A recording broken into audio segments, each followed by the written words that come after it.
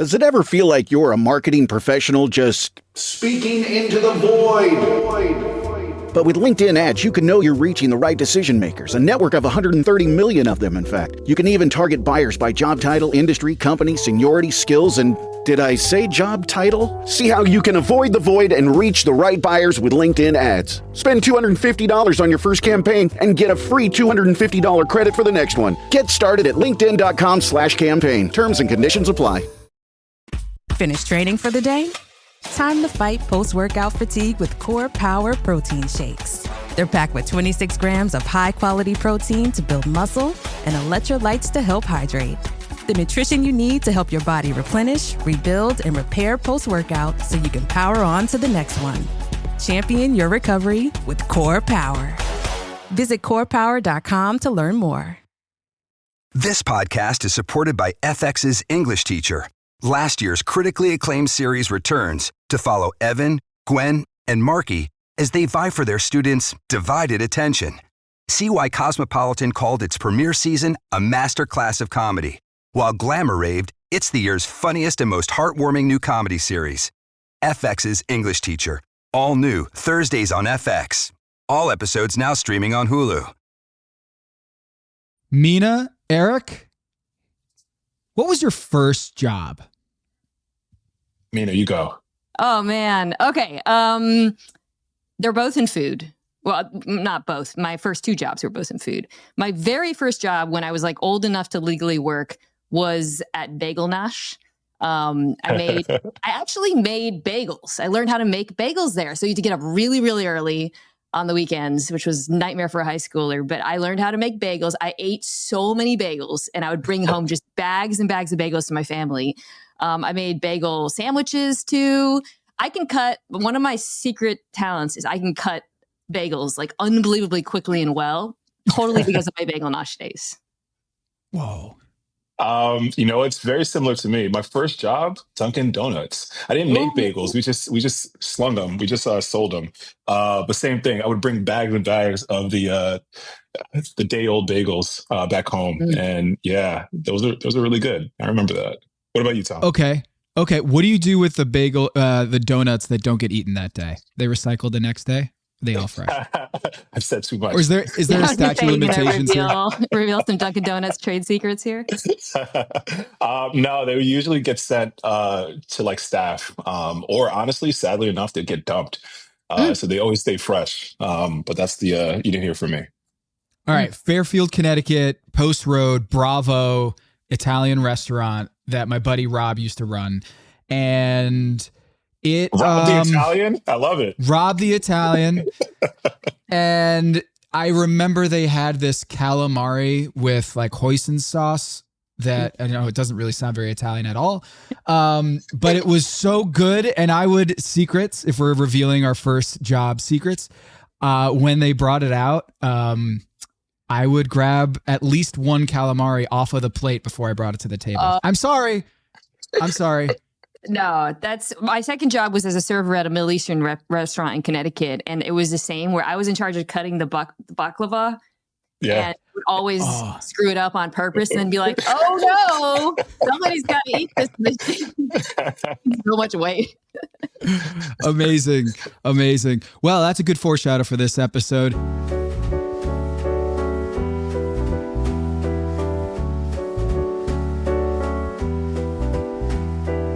This is Pack Your Knives. I'm Tom Haberstroh. I'm Eric Adjepong. Eric, this is a special guest today. We've got Mina Kimes from ESPN, who's a returnee guest on the show. Mina, we had to get you on this season, and it just so happened that this is a very close to your heart episode because Kat goes home and you like no Kat.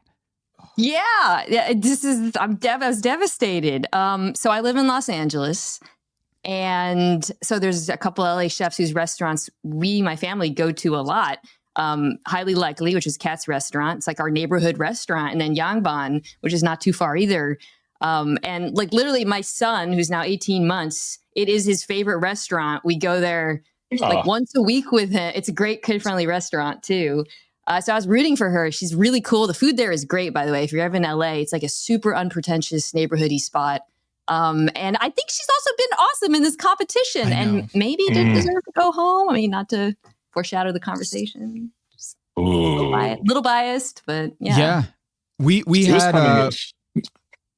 had Kat on the Pack Your Knives last week on the premium channel where I interviewed her and was like, I apologize for drafting you 14th. Eric, we had her, I think she was in the bottom of that first episode and she had the shaky hand, but what she revealed to the listeners is that Mina, her shaky hand was because she burnt the shit out of her hand on one of the cooks. Wow. And so her hand, she like couldn't feel her hand. And so the reason why when she was plating that her whole hand was like all shaky is they didn't even show it. They talked about it at judges table, but they completely cut it out of the episode.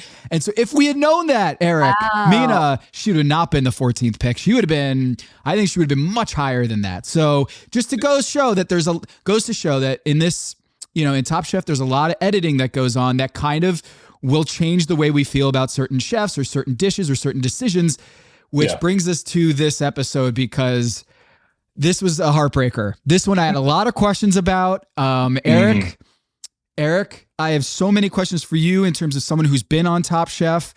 But first things first, we have an announcement that Bailey is back into the competition and she wins Last Chance Kitchen. Zubair's gone. I'm like, Anya, Zubair, who else did we already? Mimi was out. We already lost like juggernauts that I thought could win this whole damn thing. And Zubair was one of the best performing chefs on the show. Eric, this is like Zubair going home. I feel weird being like, Zubair should have been on the show instead of Bailey because Bailey earned it. She did great at Last Chance Kitchen, but that was a big surprise in the beginning. It's a like juggernaut to get through several rounds of like sudden death type cooking. I can't even imagine the emotional toll that Bailey had to go through round after round, and then seeing chefs like Anya and Mimi and then Zubair come through.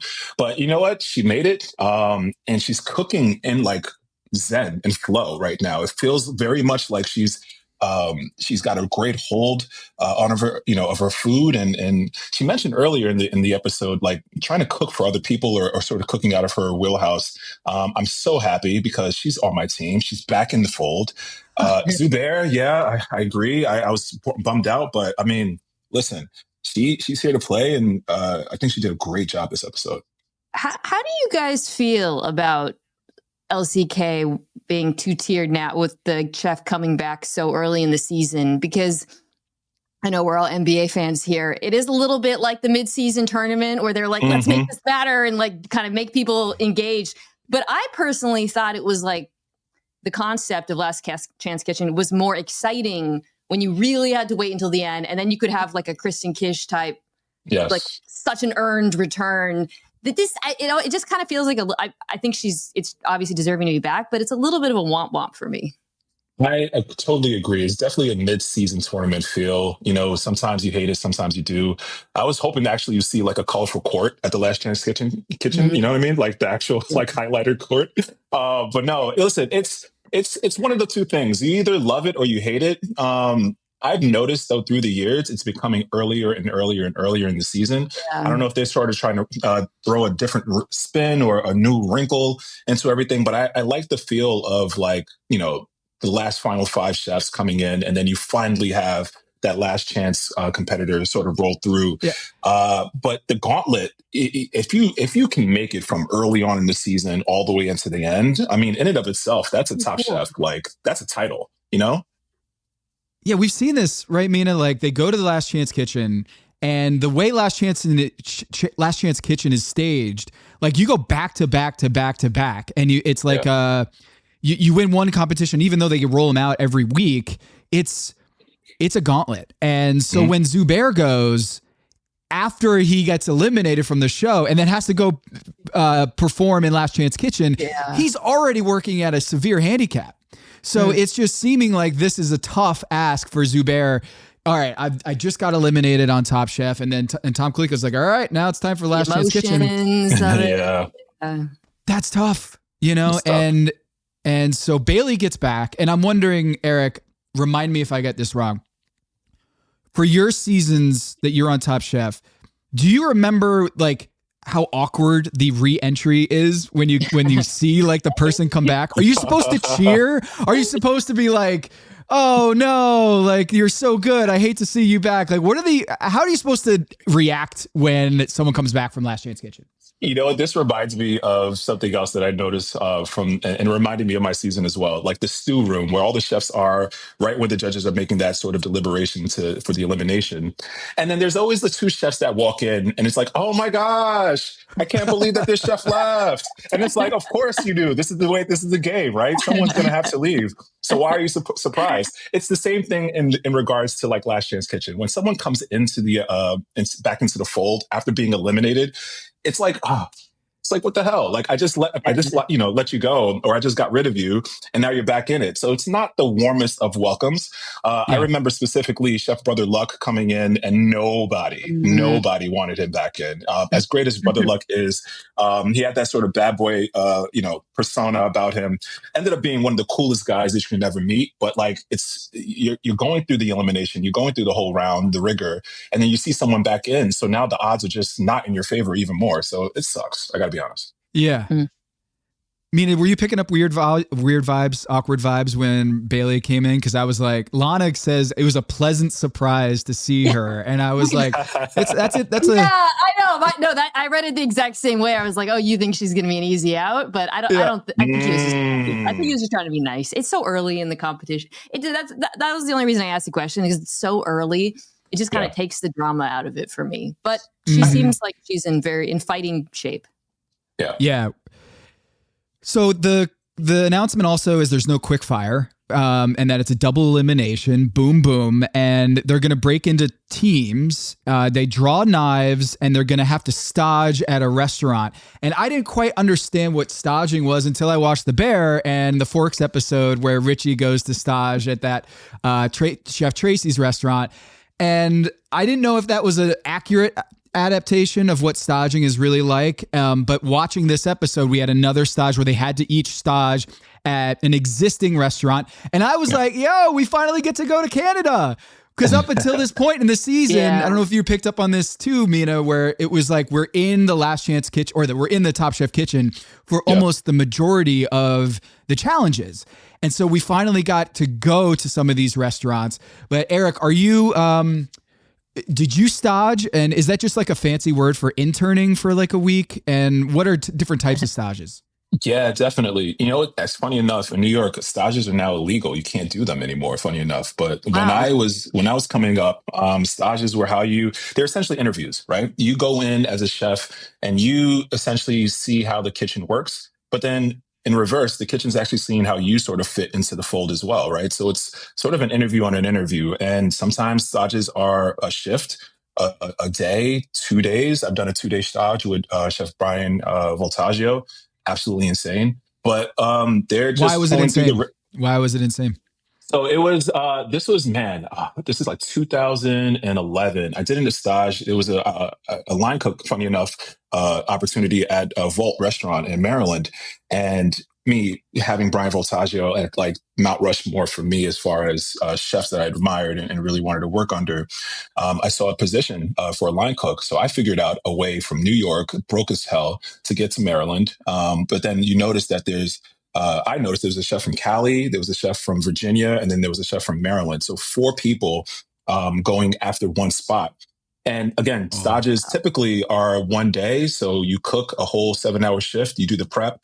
You might even get challenged to do a family meal so people can kind of see what you do and how you feed the folks. And then you cook the line.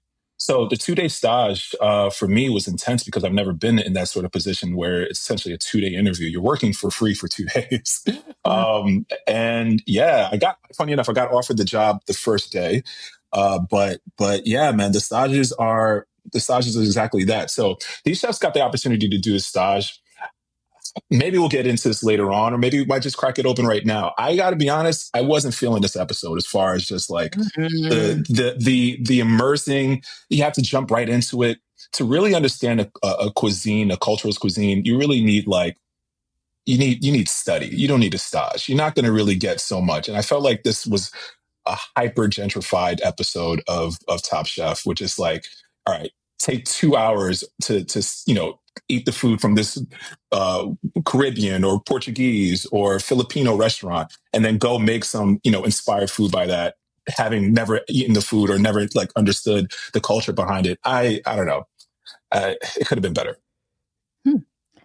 Yeah, I also didn't love this episode. I gotta say, just throw that out there first. I do kind of conceptually like it because having been to Toronto, have you guys spent time there? Right? Never. It's just such a city of immigrants, and there's so many different kinds of cuisine. I actually was bummed there was no Korean because there's so many Korean people in Toronto, and there's so much Korean food. But I think it is the challenge in terms of like representing the city made sense to me.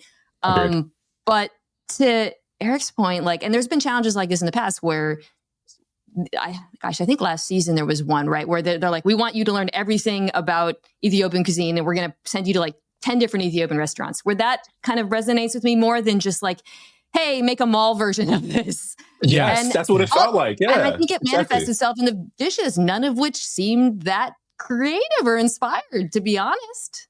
I agree. It's definitely the mall version of it. In season what was it, 17, the All-Star season that I did, we were in LA, speaking of, and we got to go to the different like pockets, the different neighborhoods in the city and really get a beat for, actually, no, sorry, it was season 16, but we got like an understanding of like, downtown LA and Burbank and like just different parts of of LA and what makes that neighborhood sort of go, what makes it beat. And that was a little bit more sort of a deeper dive into the culture of LA versus like, okay, pick one random Caribbean spot and cook this type of food. You said mall food, and that's exactly what I felt like the chefs. It wasn't the best sort of representation.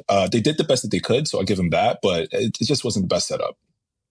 I also thought that the cuisine itself had degrees of difficulty. I'm not a chef, but it seemed like Greek food would be a lot easier to do than, say, Indian food or not Korean, Thai food. Portuguese, Filipino, Indian, Thai, and Caribbean. What did you guys feel about that? Is like when they're rattling off the different restaurants, I was like, ooh, I would feel really good about going to, well, I'm part Greek, so like obviously I feel like I'm biased on that, but I also feel like that would be an easier challenge than like they said, Indian food with all of the different flavors and all, the techniques that involve in that. Whereas Tristan's like, I just throw some shit on the grill and it's Greek food, I totally agree. I think specifically with Greek food, there's an emphasis on the quality of ingredients, and not to say the other, cuisines don't have that, but I think the fresher, the brighter, the more in season your ingredients are, it's the most simplistic and the most endearing way, sort of cuisine to go off of. You're cooking basic tomato, olive oil, you're using these great ingredients, and you're putting it all together in a very like, you're not putting too much on it. You're not putting too much sauce on it. Versus a Caribbean where it's a stewed. You have to sort of like get in there. You got to really understand it. Same thing with Indian, very much like Philippine, where you have to understand the profiles between sweet, sour, savory. Like it's a little bit more intrinsic. I feel like there's a deeper dive that goes into these other cuisines. So truthfully, I thought, Tristan and Bailey, they lucked out getting that Greek because, and it was immunity on top of it. It was just, it was too easy. Way too easy. It seemed like a lot of them struggled with the preparation of the proteins. Some of that had to do with the acquisition, which ultimately was like the undoing of multiple people, and then the development of the sauces. And I think to your point, a lot of it has to do with like the complexity of some of these cuisines. I was thinking like, which one would I want to eat? Not so much and like Filipino would probably have been my choice out of the selection. Eric, were you watching and thinking which one would I want, with the obvious caveat that Greek would be the easiest? Yeah, you know what? For me, in the rankings, Greek would be easy. Caribbean is very familiar with me. I've worked in a Portuguese restaurant for about 2 years, Nuella. Shout out to Nuella. And one of my favorite restaurants in the entire planet is Lama Sands by Chef Eric Ramirez, who also was my chef at Nuella. And that's Portuguese food all day. But it was very, again, you called it. You can't coin it better. It was very mall food. It was very like a mall version of Portuguese. And peri peri being a pepper that I'm super familiar with, starting in Portugal, sort of making its way through migration through West Africa, South Africa as well. It's a dish, it's a pepper, it's an ingredient that you see sort of bloom in sort of different parts of the world. But they really didn't go for it. It wasn't like a deep dive. It wasn't like, at least for me and my end, and apparently to the judges, I don't think it seemed like they were very underwhelmed for the most part. Yes. We got to see Sara Bradley. Sara shows up like halfway through the episode. Looking great, by the way. Yeah, Sara. I agree. Looking awesome. Absolutely. Incredible. I had no idea that she was going to be on this episode, and then she just like pops in under the underpass, and I think she's just such a good judge. I love like Freight House is incredible. Her run on your season, Eric, was epic. And then World All-Stars last year, a couple years ago. This was another great Sara Bradley episode. And what I like about Sara is that she kind of disagrees with Tom sometimes, and she's not afraid to say it. So she's very strong in her opinion and also charitable. And I think she had a lot of critiques or smart ones that I think Tom didn't see it eye to eye, but I was like, good. I want some discussion at the table, and not to everyone have succumbing to groupthink. But before we get to more later, the teams, we got Henry Shuai Filipino, we got Vinny Lana Indian, we got Cesar Katiana Thai, Kat Corwin Portuguese, Paula and Massimo Caribbean, and then Tristan and Bailey for Greek. Now, what's interesting about these groupings is Vinny and Lana had worked together before on a previous quickfire. The Apple Bowl mishap turned out pretty well. Cesar and Katiana also worked on the same challenge, worked together on their dish, and Kat and Corwin also had worked together on that quickfire. So it's almost just by happenstance they rolled the dice, and then they've already worked together before. Did you guys feel a certain strong pairing? Henry Shuai being the Asian Sensation Redemption Tour. I had that number one on my power rankings of they had the chip on their shoulder. They had great rapport. And I kind of feel like with the Filipino, I feel like they were vibing with the food. So did you guys have a power rankings in your mind of, Mina, I'll start with you, of just like who you thought, they're going to do really well on this challenge? Yeah, I thought Katiana and Cesar were going to do well. Just the combination of the cuisine with their cooking styles. I really expected more from Kat and Corwin because I just have really liked the food that they've cooked throughout the competition has been really interesting to me. And I love Portuguese food. I didn't think it would be that hard, to be honest. I thought Massimo Paolo was like, dead for the sorry. Especially when they were talking about using short rib instead of ox. I don't know. Eric, I know that had to kill you, but like, have you ever had Caribbean food? I mean, it's like just, I knew. And then I thought the Lana Vincenzo thing was because they, like you said, they threw back to the interaction at the beginning where he insisted on the apple. I thought that sounded insane, and it worked out. And she was talking about how like, I listened to him the first time and it worked out, and my Top Chef bell started going off like, oh no, you're going to listen to him again and it's not going to work out this time. So I was a little bit apprehensive about that pairing. Yeah. Big shout out to just take a step back to the Queen of Paducah, Sara Bradley, coming through, and exactly that, offering just great insight to the point of that Paula Massimo short rib. She mentioned something about like a gelatinous pull with the oxtail. I thought that was a brilliant sort of, insight through the judge's eyes. But I agree. I thought, coming out the gate, obviously Henry and Shuai, they were really excited. The Henry, the bottom queen, apparently it was hilarious.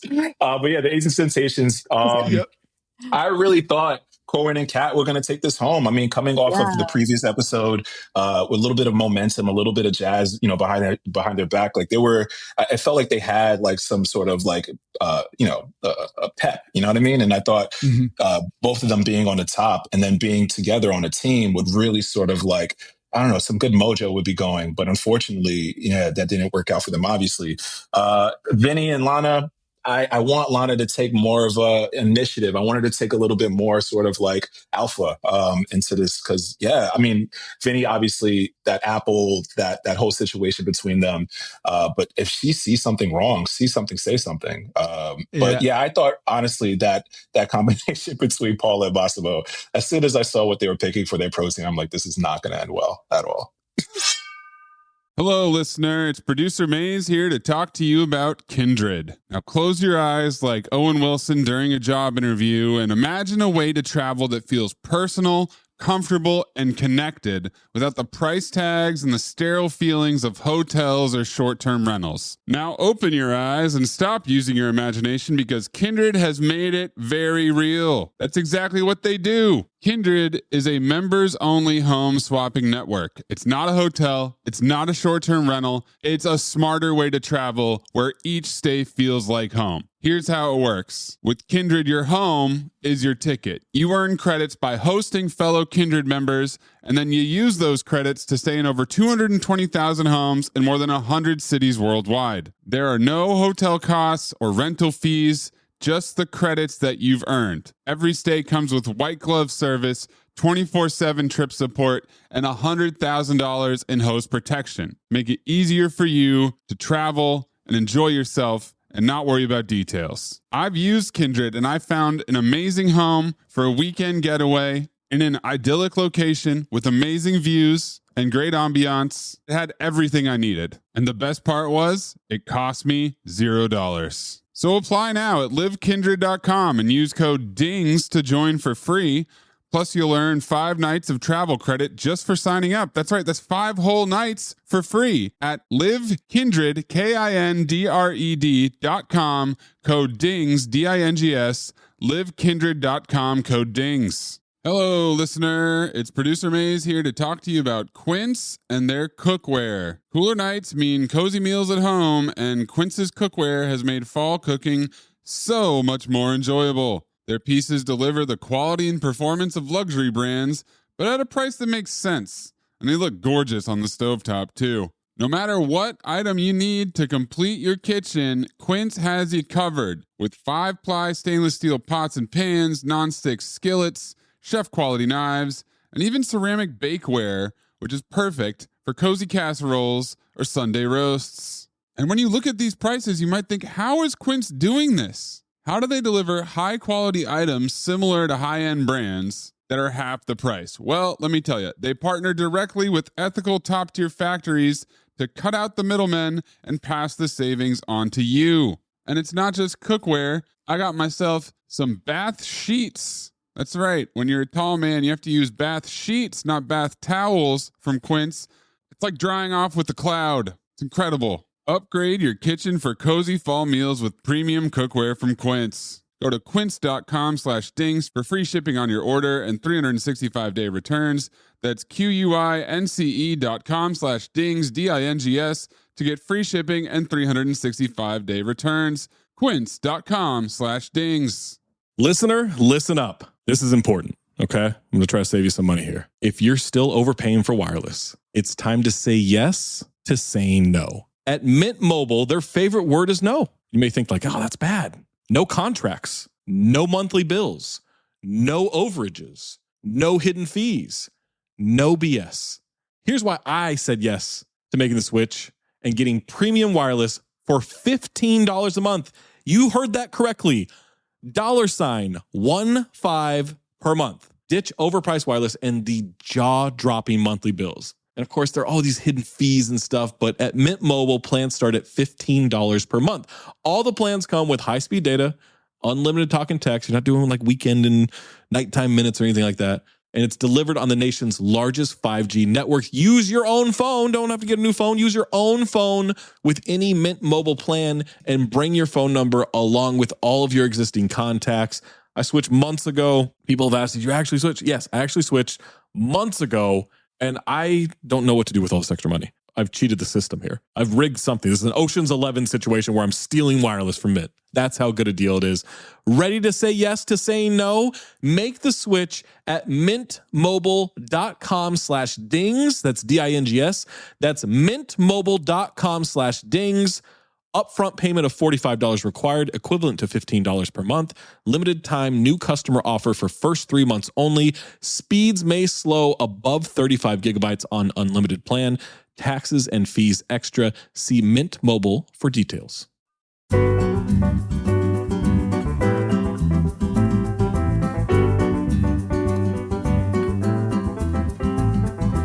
Yeah, let's talk about this Kat Corwin thing, because I took issue with Tom taking issue with this.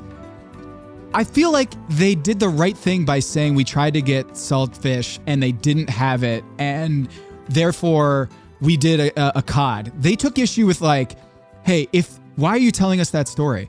If you didn't get saltfish, don't tell us about the saltfish, because now we're thinking this should be saltfish. But the whole point of the episode was to pay tribute to the cuisine. And so you're almost telling the story of how they ended up at cod by paying tribute to the cuisine. You're being true to the cuisine, whereas it seemed like Tom was not happy with that choice. And I just felt like, I don't know, they knock chefs by not being inspired by the cuisine, and then they knock them for trying to be inspired by the cuisine. Eric, what did you think about that choice to tell that story as a way to inform the judges? Hey, we were trying to go in this direction, but hey, them's the breaks.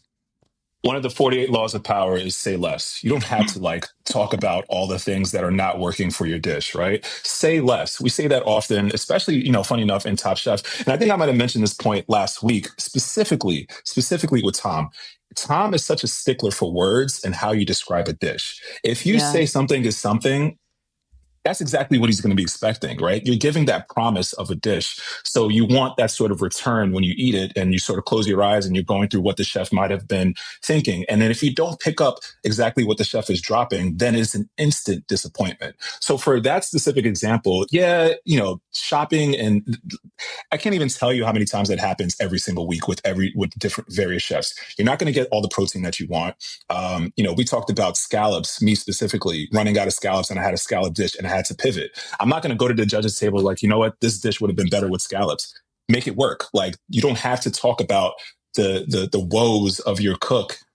You're here to sort of give romance. You're here to sort of win. You want to, present as well as you can. And when you start off with, it could have been better if this or that, then you're not really sizing me up to eat something delicious. So the words matter. I'm with Tom on that one. You didn't have to sort of explain. And I think if you had cod, and just sort of gave them a cod fritter, then they would assume, hopefully, because they're all intelligent, they all have really, great palates, that, okay, I pick up what you're dropping, and then let them ask, like, hey, did they have salt cod? No, they didn't have any. We had to go and pivot, whatever the case is. And then the story develops a little bit better for the judge's perspective. Yeah. I don't know. Well, you're zigging where I'm zagging. What do you think? I don't know. It's like, I guess it comes back to the root of the structure of the challenge is you have to pay tribute to the restaurant that you went to and the cuisine. And I understand why they wanted to kind of flex and be like, look, we tried to pay homage to this and it didn't work out because Whole Foods didn't have it. And then, I don't know. You're right, though. Tom's going to eat that up. He's going to eat that up and use that against you. And so that just, it hurt me seeing that, because I think both Kat and Corwin knew what they were doing, and it was mushy. I didn't.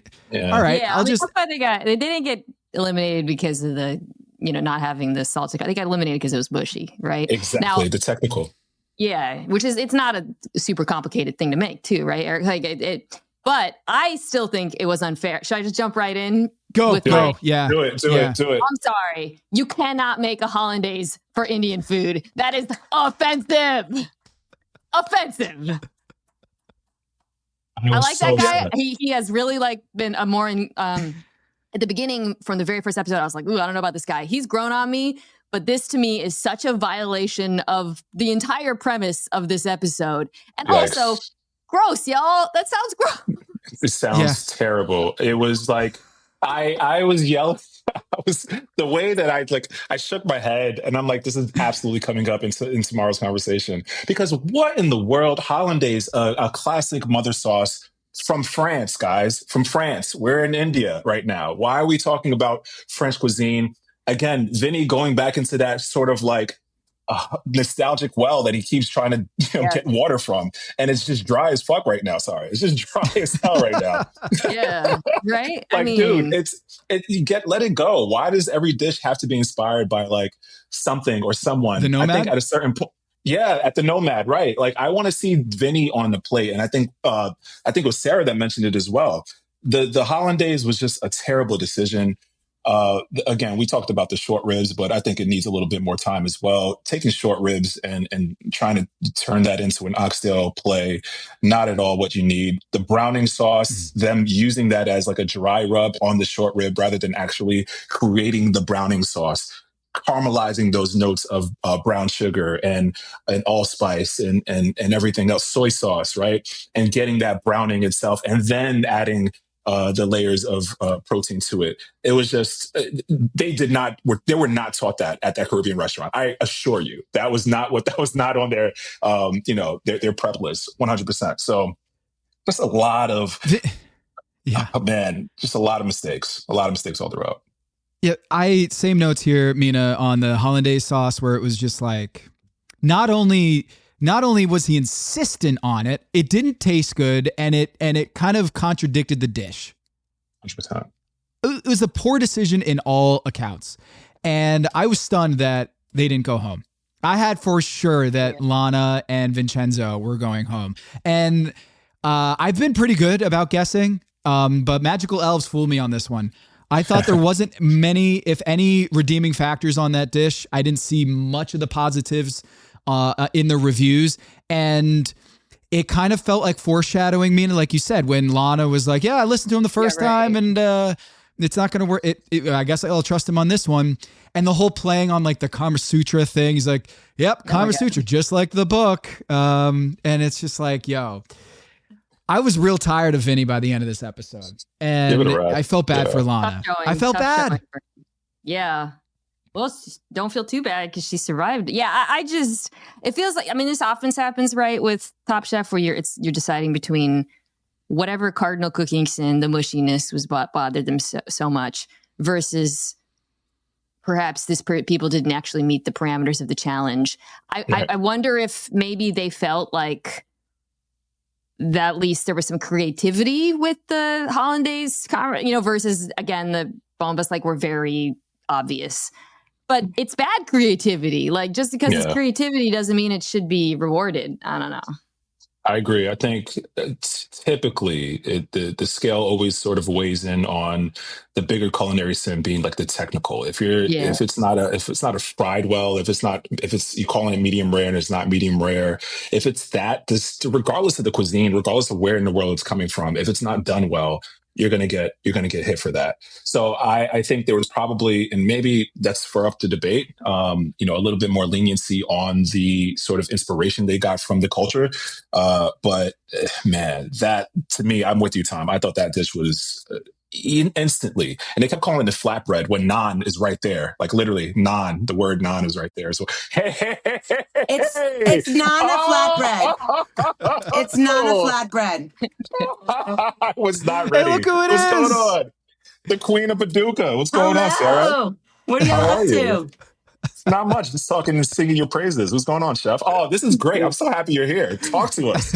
What was going through your mind that entire judging? Hold on. For the audio listeners out there, Sara Bradley has joined the show. She has crashed the party. And you've entered the chat at a time where we're having issues with Vincenzo and Lana. They did the hollandaise sauce on their chicken Kama Sutra, like the book. Like the book. Sarah, we were kind of going through it, and we felt like, why was the hollandaise thing there? Like, why is the hollandaise sauce on that dish? And I kind of felt like they were gonna go home, but it turns out that the mushiness of the arancini or the croquette, it just was too much to get over. So you were at the judges table. You ate it. We didn't eat it. What were your thoughts? Okay, let me start with this. If you're gonna call it Karma Sutra chicken, it's gotta be like sexy and like all this stuff. And it wasn't. It was just this it was like heavy and coated. And I think Vinny has a lot to offer, and I've like loved watching this season. I think he put that dish on because it had like some great connection to him in the past. And it's kind of played to one of those things where you're like, I know this dish, I know it well, I think I can do it again. And I mean, Eric and I have both been there. We like try to make something fit and it doesn't always fit. So, Yeah.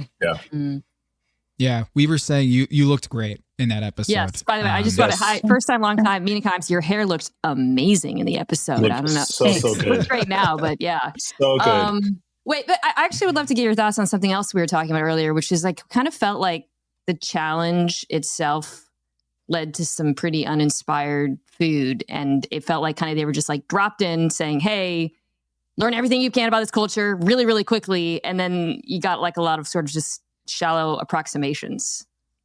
It's interesting because I think the farther you go along, I just answered the phone and then hung up on them. Okay, so the farther you go along, like in the show, the better you get at realizing that like they don't want to see you try to cook other people's food. They want to see like your food. They want to taste your food. They want to like experience who you are. And so those challenges where they ask you to like completely embrace something different that is outside of your scope and do it in a team challenge, I think those are the ones where it gets really kind of tricky. Because like how, you put Eric and I together, like I'm sure we're going to find something similar to cook, but if you put us together and then ask us to include even another thing, it's where it really starts to veer off the path. And so I do think they were kind of uninspired. A lot of them were delicious. A few of them were not. So yeah, you have to like kind of juggle story versus quality of food, right? That's always kind of the balance in Top Chef. Yeah. I mean, and you throw the blanket of double elimination as well. Like everyone's head is probably just like in a fritz at that moment. Yeah. Yeah. Yeah. I mean, go ahead, Sarah. Go ahead. Sorry. No, go ahead. I was looking at this and saying, I feel bad for Lana because like Vinny just kind of steamrolled her in this episode again, where it was like, I'm going to do this hollandaise sauce because I worked at the Nomad. And I know Danny Garcia last year worked at the Nomad, did I'm going to pronounce it wrong, Bocuse d'Or competition, the same road that Vinny did, Vincenzo did. And Sarah, you had this great line that made the cut. Sarah hasn't watched the episode yet, so she's going off the cuff here. You had a great line where you said, I feel like I've learned more about his mentors than I have actually about Vincenzo's dish or Vincenzo's like cooking. And it does feel like that. Is like he wants you to know where he's worked and his like story more so than just like, here's my food. And yeah, the tough thing was the Kama Sutra. The story didn't work. It seemed like the hollandaise sauce didn't work, and I thought they were going home. So it was surprising to see Kat and Corwin go home. But take us through that, if you can remember the croqueta. Like it was really mushy. You had described it being like, hey, you salted it beforehand, which sucks the water. It leaches the moisture out of that croqueta, which I thought was a really good analogy. It was. It's hard because so I got to take my family with me. We like went to Toronto. It was so much fun. And this is the thing, even though I remember Vinny's dish and why I didn't like it, the croqueta was like so unmemorable, it was really mushy. It was like seasoned, but in a weird way seasoned. And like, we've all had that like really delicious, like bacala where there's like some texture to it, and you get that like really creamy, everything about it. But this dish, it just ate wet, and I have heard that there have been quite a few croquettes on this season so far. And so for me, I'm like coming in, I'm like, oh, this is the first croquette. It's definitely not a delicious one. It just was like unforgettable. The sauce wasn't delicious. It felt like they put a hot sauce on the plate because they wanted to show off Kat's hot sauce. They did a croquette because it felt like maybe they weren't sure what else to do. They said they didn't have saltfish at the Whole Foods, so they had to go with cod, and that didn't go over very well with Tom, who was like, don't have to tell that story. So Eric was very much like, hey, you have to edit your words with Tom quite a bit because he will latch onto something and use that against you, not in like an unfair way, but if you say, hey, we wanted to do this, but we actually had to pivot, it might actually set you up for disappointment. And even though they didn't have saltfish there was potential for that dish to like work perfectly. You know, you could smoke in the Top Chef kitchen, not smoke, but we don't air that again, Tom. Okay, don't throw out my smoking stuff again. But you can, they could have like smoked that fish and like really pulled a lot of moisture out of it, like brined it and then smoked it. You need a perf pan and some aluminum foil. And then it would have added like a really interesting flavor, but it also would have like kept its texture. We've all had that like whitefish rillette, or like if you're in the South, they call it smack. It's like smoked mackerel, albacore, kingfish. They could have gone so many ways with it, but I think this was one of those where they set an idea and then it was from the beginning, the execution was never gonna work. So, yeah. Was it a contentious judges table? Do you remember? Oh, it was split. Boom, boom, half and half. So really, I'll give you some behind the scenes. Okay. I never knew this is how it worked. They have a judges table and then the judges really don't discuss it again until like we all like stand around and we all talk about it. And then it's kind of like that thing where you're on ice as a contestant and you don't really talk about it because they need you to save it for the camera. And the judges are kind of doing that too. Like they're not talking about what they just experienced because they want to hold it all until then. And then you vote. You're like, I vote for this person, I vote for that person, and it's a secret vote. So you get to submit your answer, and it was a 2-2 split. I do not remember how it went, but I remember Gail and I were on one side and Kristen and Tom were on the other side. And then we like stood around and we talked about it and like figured out like why, why two people were going home and not the other.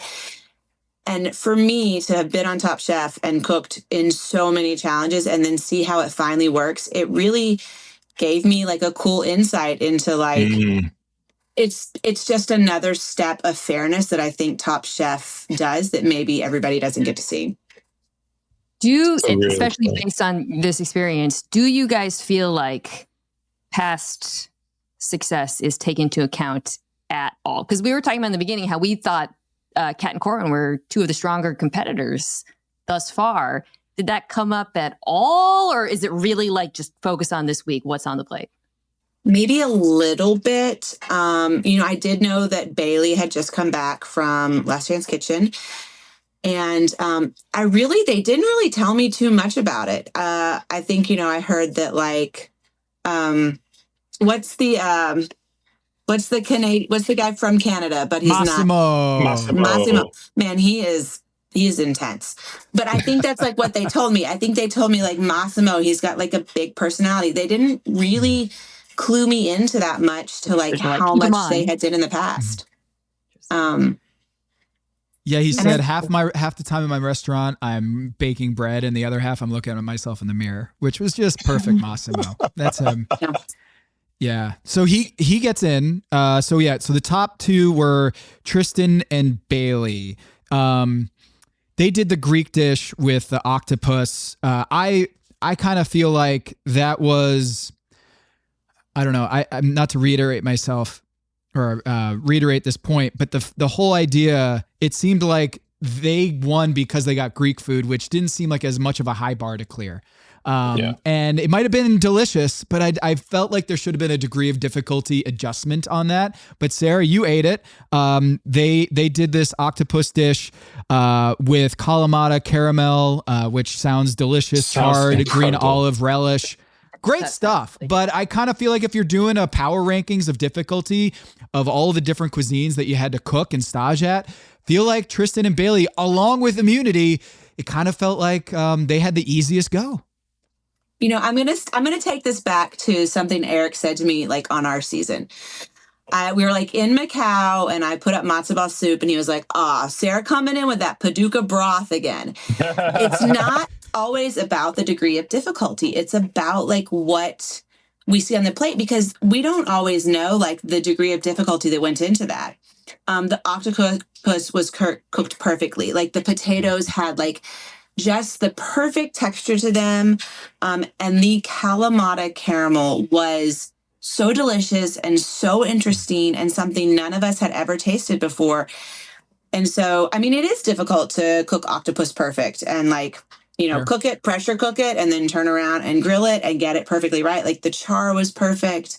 You know, it was just a really beautiful dish. And when you're having something like, you know, a soggy croqueta, and then you turn around, you have this like really crispy, super flavorful dish, and like right next to them is, you know, Vinny and them, and they have this like just heavy butter covered chicken, and then you have this like really bright briny octopus. I don't know that it was about the degree of difficulty, which I do think there was some. I think more it was about like theirs should have been like called Karma Sutra octopus. Like theirs was the one that was like, you wanted to like lay in bed and like eat it and like have your partner like feed you, you know, octopus legs. Like it was really, really delicious. I don't want to like downplay the degree of skill that both Bailey and Tristan have. Like, yes, I think at the power rankings of the dishes, I would say that Greek is high up there, but it still sounded like it was technically sound, if not perfect. You know, Sabra obviously had the dish, but I mean, just listening, even just like the products that we're using, the frozen octopus helps you go a long way as far as tenderizing that octopus itself, right? It's already frozen, so you're already working with a great product. It's coming from Whole Foods, so that's stamped. And then that Kalamata caramel, once he said that, Tristan has been just blowing my mind with this sort of flavor combinations and his depth of knowledge, that trivia, like all of it. It's just an encyclopedia, you can tell, is just sort of like just ringing off in his head. So putting that dish together, and again, it's simple as hard to do sometimes. Cooking 150 potatoes perfectly, cooking octopus 150 for 150 portions perfectly, like that takes repetition, it takes skill. And the fact that they executed that, I mean, you got to kudos to them. I absolutely agree. I think that dish, bar none, hands down, sounded like it was the best one. Clearly, it was the tastiest one as well. That's wild. This episode is brought to you by 20th Century Studios' new film, Springsteen, Deliver Me From Nowhere, starring Golden Globe winner Jeremy Allen White and Academy Award nominee Jeremy Strong. Scott Cooper, the director of the Academy Award-winning movie Crazy Heart, brings you the story of the most pivotal chapter in the life of an icon. Springsteen, Deliver Me From Nowhere. Only in theaters October 24th. Get your tickets now. For a limited time at McDonald's, get a Big Mac Extra Value Meal for $8. That means 2 all-beef patties, special sauce, lettuce, cheese, pickles, onions on a sesame seed bun, and medium fries, and a drink. We may need to change that jingle. Prices and participation may vary.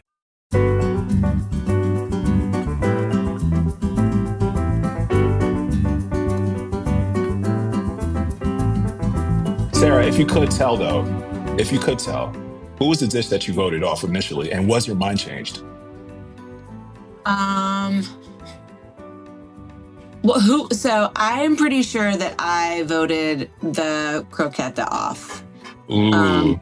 So you did the convincing. Actually, I kind of like stood in like the corner and like watched the like, I was like a little like, I don't know. And you know, it's odd, and it's so hard it's also like, I've been there so many times, and I did find it hard to say, like, I think this person is going home. Yeah. I much rather enjoyed telling someone that they won, but yeah, I think it was, and you know, I had like just competed recently against Kat on like a different show, on a Food Network show, and so like when I walked up and saw her, I was like, oh, you know, I was like so excited to taste her food. I also know the girl who is with Massimo. I cannot remember her name right now. She's from Lexington. I've eaten at her restaurant. The best yuca fries I have ever had in my entire life. So like I knew some people there, which made it a little more difficult. But yeah, I mean, it was not good. Yeah. I feel like though, to my question, as a guest judge, you're more pure in a way, because even if they're not taking all the past dishes into account, you know, by the time you're several weeks into a competition, you know, Tom's got it in the back of like, I want to see more of this chef's cooking, perhaps. Might be in his mind. It has to be. He's human, right? And if he's seen really great cooking in the past, he's obviously bringing that a little bit to judge's table with him, I imagine. That's a good point. Yeah, definitely. How is it judging for now? I mean, we've been in this whole circuit rather of competing and judging and competing and judging. But then when you see like peers that you literally have to give like an educated opinion on, and they're like, they're in the lion's den. How do you feel as a judge, you know, sizing people up in front of their face? You know, Eric, I was like looking back at pictures because I just did this event with David, and we met up in Kentucky on April 14th of 2018 is when Top Chef started. So almost to the date, like years ago. And so like we've come up and we've seen all these people, and I think that it actually gets easier maybe because like since we've been around for so long, like they maybe don't get it as like just starting out into this like kind of competition world, but like we understand it's not personal. Like there's nothing about it that is personal, and we really try to be like honest. I'm trying to be honest and fair, and like treat people the way that I wish, you know, and the way that I think most of the time I am treated. You know, it also, I'm not trying to like spout it out. I'm not trying to talk about another show, but you know, I'm doing, and I know Eric, you've done Tournament of Champions. The blind tasting, and I'm doing it right now, is so interesting because it's the one where it plays nothing into your past experiences and your past performances. And it also plays nothing into like knowing who the chef is. So you're like you don't have a relationship with that person. It's really an interesting It's a different animal. It's a different animal. Completely. I would challenge, it may not happen this season, but I would love to see what a blind tasting on Top Chef would look like. I'd be so curious. To Nina's point, I think it'd be incredible to see what, you know, maybe halfway in the season, right? If Tom didn't know who this came from. And like Mina said, like you would have an immediate sort of just like, okay, technical, flavor, creativity, someone's reading off the dish, and then boom, judge it. I would love to see what that looked like. Because it's a different animal. Along those lines, do you guys feel like at this point in the season, anyone has really established an identity to their food? You mentioned Tristan. I feel like he's the most cerebral and adventurous. That's from my standpoint. So I think maybe his creativity would leap out to the judges. But do you feel like, other than the daikon flowers, any of these chefs have like real signatures to their styles, perhaps? Or Katiana, is that her name? I can't remember right now. Yes. Yeah, I feel like I'm like getting a taste of who she is. I feel like I'm like pulling them up on my computer right now because I can't remember their Vincenzo's names. gimmicky. Vincenzo's got like a real. He can't tell the story in the blind tasting, you know. That's right. That's right. Sure. Is the gold flakes? Hey, gold flakes. Hey, Michael Cera, remember? Because that's super bad, and like that. All those twists and stuff. He knows how to play those strings and play those notes. But I feel like it's gonna bite him. It's gonna bite him in the ass at some point, and it almost did on this episode. I got two questions here for Eric and Sara about two kind of inside baseball competing on TV cooking competitions. One, cooking for 150 people. I don't think we as laymen watching this understand how hard that is, and keeping the same consistency and how that adds a degree of difficulty to a challenge. And two, the saran wrap mummies. Those seem like stressful. Those seem like that's like a real skill to have to saran wrap all your food before you go on. Is there a real technique to that? And can you really fuck that up sometimes? Do you start from the bottom or you start from the top, Sarah? I start from I'll help you wrap yours if you'll help me wrap mine. I think starting from the bottom and one person holds and one person spins. Like you spin, you don't like go around it, you like spin it. You know, but I mean, I love that because then, you know, nobody has like reached in and messed with your stuff. It's like in the restaurant industry, we would call that we call it banquet wrapping. You like wrap it all up so that, you know, nobody's gotten in there. But yeah, it can be stressful because you have to get everything on there and then you have to wrap it before you leave. And that's like in your time. So have you ever left something on your table and then realized it wasn't wrapped? I have not. So yeah, see, my height plays a role. I always start from the top because if that ever were to happen to me, I can just sort of like just kind of like dunk it right in there, right? Yeah. So usually that helps with me. But the 150, man, like consistency is the key. And you know, I got to throw this one with Sarah. I think Sarah has done. I've had a catering company, but Sarah is like, man, watching Sarah cook. Her hallmark, aside from creating delicious food, right, is her consistency from dish 78 to 150. It's the same thing. It's the exact same thing, right? So she treats every sort of batch, every sort of temperature the same way. She has her cake tester, at least 10 of them somewhere around her. And she's always like testing and swabbing like every single time. So I really just admired that and learned a lot, honestly, watching her. Especially for those big cooks like, you know, we would do and we would have those challenges. Like, it's really impressive. That in and of itself is a skill. You know, you have to create that consistency. And you can't fall to prey to like one batch maybe overcooking and you're trying to sneak it in there because maybe you don't have enough volume. Like, it all needs to be the same. I have to imagine, because I've like had like Amar and I had a moment where we like didn't get one thing on the plate. And of course that one plate went out to the judge and we see it all the time. Shout out to Henry. I think part of it is that like, you don't know which dish is going to go out. Like you have to plate them all the same. Like on the World All-Stars, it started out like first episode, like all us like picking like, I'm going to take these perfect plates up. And sometimes you can do that when you're like in the realm of like a dine around type thing. But when it's like a plated dinner, you are not, the service staff is going to grab the plates and they're going to go. So it's like, you have to be like so perfect about it. Where did you learn that? Like, what Eric's describing, your attention to detail and your ability to replicate a dish 150 times. Like, is there a reason for that?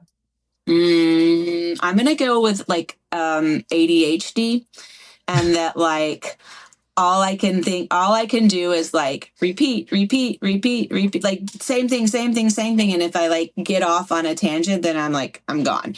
So when it gets to this like really high stress moment, I just like repeat. And that's really what we focus on in this restaurant is like technique driven food. It doesn't have to be like the fanciest technique, but it's like such an important part of the experience that every time you come, you're going to get the same dish and it's going to be as good. So, yeah. I feel like you had another thing you wanted to say. And then I was going to ask Eric, did you like to go first or last? Like when they were like, they do like a ping pong ball draw. And that's like how they set, like how you're going to pick your plates, how you're going to, your service, you know. Did you like first or last? Oh, I totally forgot about that. Yeah. Wow. I remember liking to go first because you have all the options in front of you, right? But then there was a caveat. If you go first with the plates and you're last with something else, correct me if I'm wrong.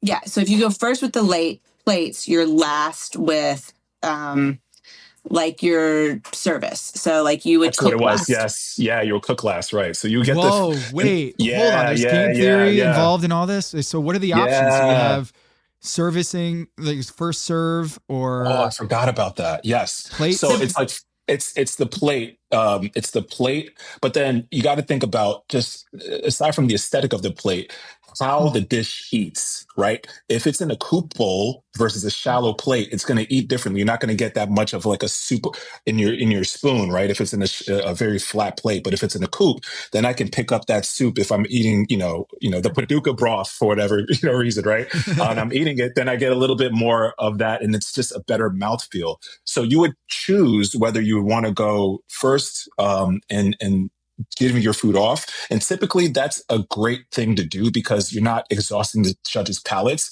If it's especially with a big group of 15, right? And you're like the last person, you want them to eat it like they were salivating and they were ready and they were hungry. But if you're like, going last, not to say, and again, going back to Mina's point, like you have a little bit of that bias, like, okay, I'm already tired. I'm ready to start judges table. You do that as professionally as you can, but sometimes we're all human and it just happens. Like you don't want to eat dish 14 and 13 and 15 as exciting as you wanted to eat dish 1, 2, and 3, right? So that's that. But then you get the decision of the plate, and that can make or break your dish as well. So there's a lot of game theory that goes along with that. Totally forgot about that point. Yeah. I liked going last. I wanted to be dead last to plate up because I liked, you would go into the kitchen. You're going to have to find a spot. You're going to have to fight. Everybody's already established. Yeah. Everyone's established their spot. There's not as many clean pots and pans. Yes. Everybody's got all the burners going. But I think you guys have seen pictures of my book where I'm counting every single person and giving them all points. I would lay it all out based on where I thought I was based on where I knew I was in the cooking, if I was at the top or the bottom. Yeah. If I was in the beginning, I was going to bust it out, get all of my stuff on the stove, claim all of my space. But if I was last, I was going to come in and I might start doing garnishes first because I didn't need to cook for a little bit. So I would lay it all out. But I liked to go last because at that point I could spread out my plates and take the time to really plate. And you have the kitchen to yourself. I totally forgot that. Yeah. So there's a little bit of game theory involved with that. So it's 3 layers. It's the fact that you pick your plate. The judges are eating, whether it's really early in the competition or really late in the competition or in the judging. But then also the amount of room that you have in the kitchen. So we've seen chefs, every 30 minutes, there's another wave of chefs that come in because you can't fit 15 chefs in a small kitchen at the same time. So the first, 4 or 5 sets of chefs cook for, the first hour, and then the next wave comes in. But to Sarah's point, if you're the last one, you have a free kitchen. Everyone's already left. Everyone's already presented their food. And now it's just you. And you can kind of be a little bit more in that Zen mode, right? You may have not picked the fanciest and the prettiest plate, but you can cook definitely in your zone. Good point. I totally forgot about that. Yeah. Amazing. I thought that I knew all of the game theory that goes on with the show, and it's only half of it, right, Mina? I had no idea about this stuff. That's so interesting. So my I have a thought here. One, I wanted to just say Gail is the cutest thing ever. When she introduces her family on the episode, she was like, "Hey, this guy's daughter lives in New York," and then Vincenza was like, "Oh, really?" And she's like, "And this is my family." And I was like, "Oh, she's amazing. She is so great." And Sarah, you were there, so were there any sort of surprises or special guests? You got to see Gail's family. Was your family at the event, or did they stay back at the hotel and do some other stuff?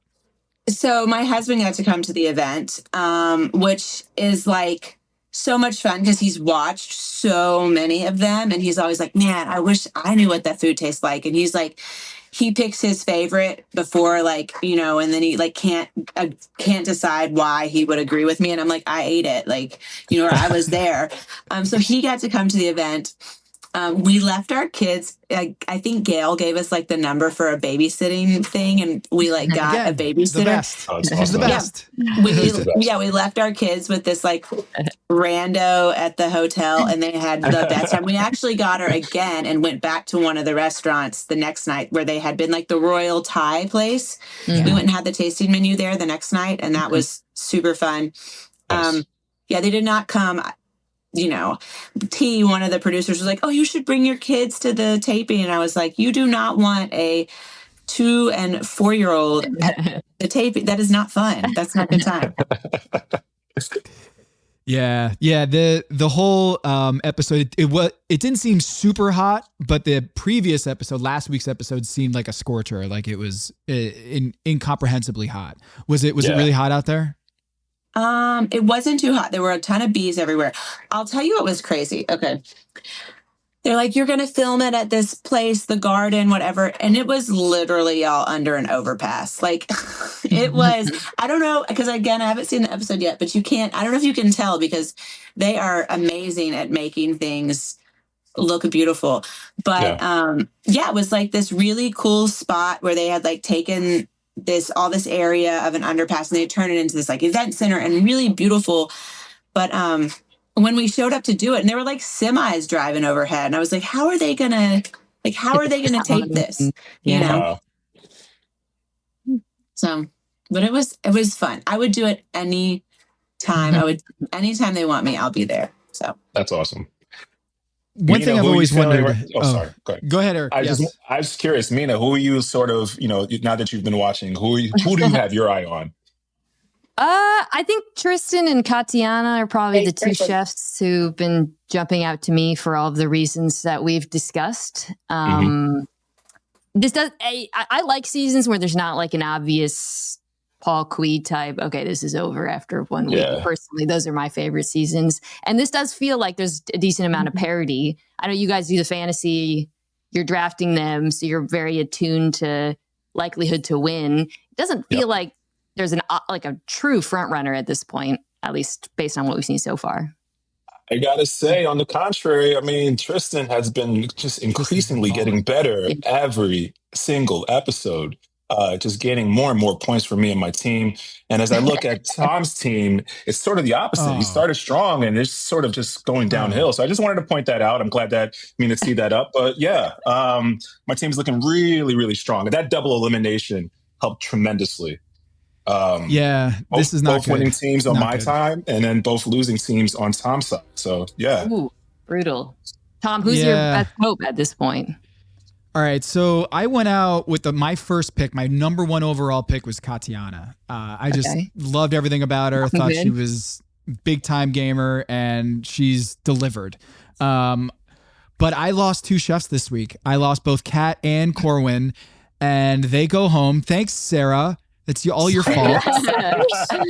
I'm just kidding. Yeah, they go home and they go to Last Chance Kitchen, so we'll figure out what happens there. But Vinny was your number one pick, Eric. Vinny was your guy. Cesar and Vinny were your guys. I think Henry and Schwei are still just kind of, they're in it. I'm big believers in them. But those pairings, so Sarah, I don't know, you probably couldn't feel this when you were there, but Paula and Massimo were the clear underdogs. If Vegas was doing some sort of board, they've had 7 fantasy points going into this competition. Kat and Corwin had 24. Cesar and Katiana had 32. Vinny and Lana had 24. Henry and Schwei had 22. So they were like way behind. And so they had this fight in between. I don't know how much you caught that, but like Massimo and Paola just had this like big disagreement about the cook, and they were at each other's necks, and then everything was okay, and everything kind of dissipated there. Mina, your number one pick if you do a redraft right now, do you go Tristan or Katiana? Go the LA side? I'm probably gonna go Tristan, although like I said, love Katiana, love Yangbon, really highly recommend. I have a rule of thumb where if somebody on the show makes something that just makes no sense to me and then everyone says it's delicious, he or she is probably really good. When he made those the lard madeleines, was that last week? Yeah. I was like, lamb what? Fat Madeline? What? Ain't no way. And then as literally every person just melted eating it, I thought, okay, he has clearly got one of the more interesting minds in the competition. And Tom tends to reward that, has been my viewing experience. Absolutely. Yeah. The most value for any pick between Tom and I has been Tristan for me. Picked in the middle towards the end and has just been outkicking the coverage. Mm-hmm. He's the Nikola Jokic of my team right now. And I'm just really happy to have him on. So shout out to Tristan for just the Bam Adebayo, Sarah. Yeah, the Kentucky Tyler Hero outside the lottery, you know? I know. I got I got to go see the Thunder and the Pacers the other night. Ooh, Oh, I love it. So much fun. So much fun. I love that. We sat like courtside. Oh my God. It was, yeah, I know. It was like to be a Kentucky girl and get to see like SG. Like it was so much fun. Right, And all yeah, the Kentucky people played well. So it was great. Yeah. That's great. Awesome. You know, the other really cool thing is I desperately, religiously try to not find out who wins because I love watching Top Chef. And when you know who wins in the end, you like, it ruins it. And so I have been able to this season not find out who wins. You know, I think like I love getting the edit the same as everyone else. For the first, 4 episodes, I knew like because they weren't there when I came, so like I knew who wasn't going to be there, so it kind of made that obvious. But at this point, like I don't know, and I love it. I don't want to know. It's the best. You're gonna vote Paula just because she's the Lexington girl. Yeah, you got some state pride. I've had a lot of her food. I've eaten at a restaurant. It's like at the top of this, like the Manchester Hotel. It's super cool. It's always packed. And then I've done a bunch of events with her in Lexington, like these female chef focused events. And her food is always delicious. And I like her. Like I like her personality. So I don't know that I'm picking you, Paola, to win. I mean, I would probably say that my money is also on Tristan, especially now seeing like what he's done. Maybe not just knowing what I knew from episode 5, but seeing his progression now in the first 4 episodes and into this one. I think he's got a pretty good chance. Yeah. I think Vincenzo blows it. I think he just blows it hard. I'm worried about that too. I got to be honest. I'm worried about that. Yeah. Vinny has been, he came out the gate super hot, really strong, but these like, man, I don't know, gimmicky sort of cooks. Yeah, it's the shtick it's getting old super fast. Yeah. Mina, any final thoughts here? This was a pretty tough episode. Yeah, brutal for my girl, Kat. Sarah was saying I go to her restaurant all the time. It's a neighborhood restaurant. If you're listening to this, and you're in LA, you guys should really go. It's truly one of my favorite spots in Los Angeles. Service is great too. Great name, great location. They have both brunch and dinner are both fantastic there. So I'll be curious to see if I don't watch I like to be surprised. So I'm obviously rooting for her to come back. I'm also very excited to get to DC and check out the restaurant that Eric named after me very kindly. A fan's dream always to have a restaurant named after. No, it sounds awesome. I haven't been to DC in a minute, but hopefully I'll get there before the NFL draft in a couple of years. But I do really want to check it out. I appreciate is it going that. to DC? In 2 years. Yeah. Oh, sweet. When we announced the name, Mina was kind enough to flatter all of us with just, oh, how sweet to name it after me. And I was like, yes, of course, Mina. That was the intent. So, no, be so happy to have all 3 of you, honestly. I can't wait for you guys to stop by the district and have some of Mina's food. And we'll get Kelsey on and we'll do a reunion. Sarah, Eric, how do you feel about that? I'm so down for that. Absolutely. The Macau. Awesome. All right. Well, Sarah, thanks for making the surprise. You did great. You did great. Yeah. That was fantastic. It was great to have you on this episode of Top Chef and on Pack United. So thanks for swinging through. And Mina, of course, just always the door is open to have you on the show. Thank you for supporting Kat and for all the people out there who are in LA. You got to go check out Highly Likely. And Eric, dude, this is always great to do these recaps, and I'm still kind of broken up. The score right now, I'm sure, Sarah. Yes. I don't know if you and your husband have a fantasy. Yeah. You had 29 points this week. I had -1. So tough. Yeah. Tough So scene. your team, you still got Paula, Bailey, Tristan, Henry, Cesar, and Vinny. I've got Katiana, Schwei, Lana, and Massimo. So Katiana, you're my number 1. Are you A1 since day one. Tom, are you like Washington Wizards bad or like Look at you how with the NBA references. I love it. I love sports. I love Are you a sports ball. basketball girly? All right. Yeah, I'm from Kentucky. Like that's what we do here. Okay, great. But yeah. Like Wizards or Pistons or who is it? Like? I'm collapsing late, so I'm more like the Clippers, you know? Okay. I'm Doc Rivers era Clippers where I'm just getting out a couple series, I go up 3-1 and then I'm falling apart. So I was ahead up until this week and I was feeling pretty good. Vinny and Lana, I thought were going to go down, and Vinny, in the same way that seeing Bailey come back from Last Chance Kitchen, you're like, how do I feel about this? Yeah. I was secretly hoping that Vincenzo would be sent home so I could take one out. But he's still in the competition, trying to do a repeat of Danny Garcia. So, all right. Thank you, everybody. It was great. And we'll talk next week. Bye, you guys. Hey, ladies. Thanks, guys.